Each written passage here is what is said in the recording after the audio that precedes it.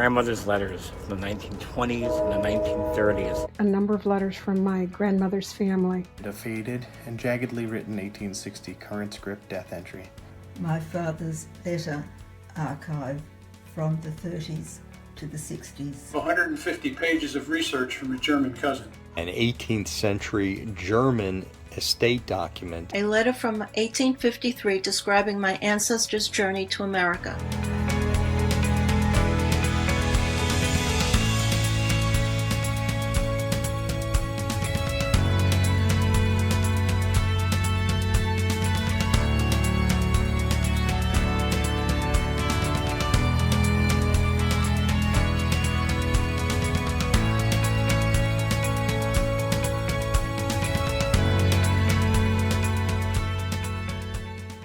To hold these letters that I know are over 100 years old and once were in the possession of my grandmother is very heartwarming. And to know the memories that they hold and to understand these words was just immeasurable. As an immigrant, it was wonderful to learn that my grandfather loved his experience as an immigrant here in the United States back in the 1920s. Having the chance, he would have stayed, but now I'm doing it for him. Catherine's ability and willingness to read and translate old records have provided me with a richer appreciation of my ancestors and their lives. I learned about my grandmother, I learned about her mother, I learned about her sister, I learned about where they lived in the Burgenland, and it allowed me to go visit them, and I'm so grateful. One of the things that Catherine did for me, aside from countless translations, was to decipher a poem that was written by my third great-grandfather for his parents on their silver wedding anniversary in 1820. Not only did she ask me if I wanted to receive the translation word for word, she asked me if she should rework it so that it would rhyme in English. What a talent she has. This is one of my most treasured family keepsakes.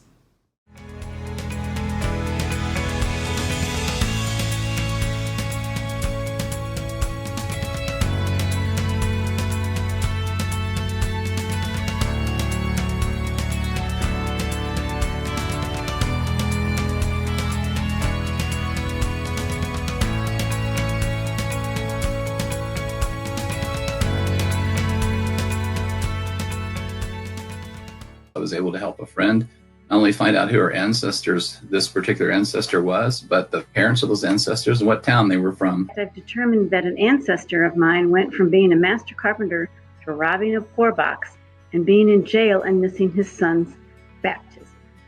I have been able to locate most of my German ancestors, even though I had no knowledge of them up until this point. I found my 30 times great-grandfather's name. I can read my Oma's documents.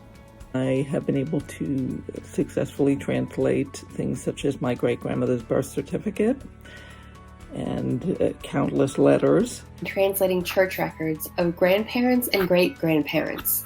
I traced the family name through several parishes back to 1804.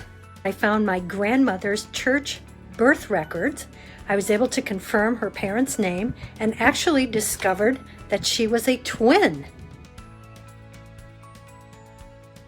My name is Catherine Schober, and welcome to the magic of German church records, that we wouldn't have recognized you otherwise. So German genealogy can be a lot of fun as well.